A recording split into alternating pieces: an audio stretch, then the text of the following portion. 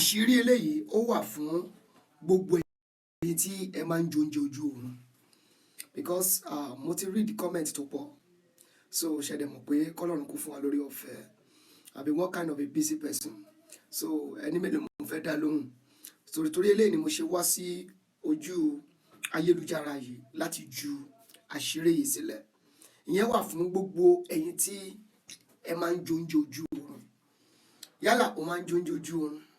yálà ó máa ń ní ìbálòpọ̀ lójú oorun yálà ó jẹ poison sórí ohun mẹ́ta yẹn tí mo kà sílẹ̀ yìí tó bá ti lè ní àṣírí ìrí ọwọ́ tó sì ṣe mo fi dá ẹ lójú pé wàá bí àbí kó yà nígbẹ̀ẹ́ wo àṣírí ìràwọ̀ lélẹ́yìí àṣírí olúwa ó sì ń bẹ pẹ̀lú gbogbo àwọn tí ó bẹ̀rù rẹ̀ kì í ṣe ohun tó le ohun tó lè ṣe ni àní àwọn àṣírí lohun tá à ń sọ nípa rẹ̀ ohun tó ṣe fún ara ẹ̀ òun lélẹ̀ ohun ẹ̀bẹ̀ ẹ̀yẹ ká tí mo kàn fẹ́ bẹ̀ ẹ́ ni wípé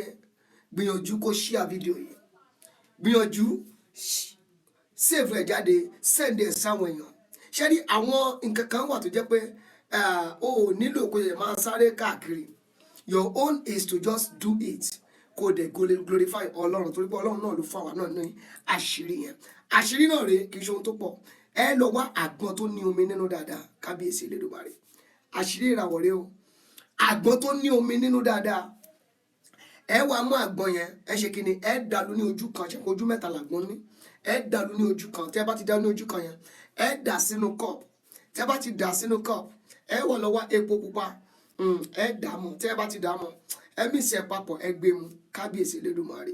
sórí oúnjẹ ojú oorun tó jẹ yẹn ó máa tọ̀ mọ́tọ̀ àbí kó yà mọ́gbẹ́ sórí ìbálòpọ̀ yẹn tó ẹ bẹ́ẹ̀ ni ìbálòpọ̀ yẹn tó ti fi release nǹkan sí ẹ lára yẹn ó máa tọ̀ mọ́tọ̀ àbí kó yà mọ́gbẹ́ ni bẹ́ẹ̀ ni sórí poison tó fún ẹ jẹ yẹn ìṣẹ́yìdà kó yà mọ́tọ̀ àbí kó yà mọ́gbẹ́ ìkànnì ẹ̀ máa ṣẹlẹ̀ àṣírí ni eléyìí bẹ́ẹ̀ ni àṣírí olúwa ó sì ń bẹ pẹ̀lú àwọn tó bẹ̀rù rẹ̀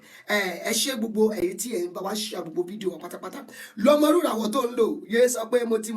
mọ̀ tọkọ ẹ kó mọ̀ tàwọn ọmọ ẹ mọ̀ tàwọn tẹjọ́ rìn papọ̀ so that things can work well. nọ́mbà mi ò yípo padà 08054353629 ẹ fọ́lọ̀ wa lórí gbogbo social media handles wa àṣírí ìràwọ̀ mystery of star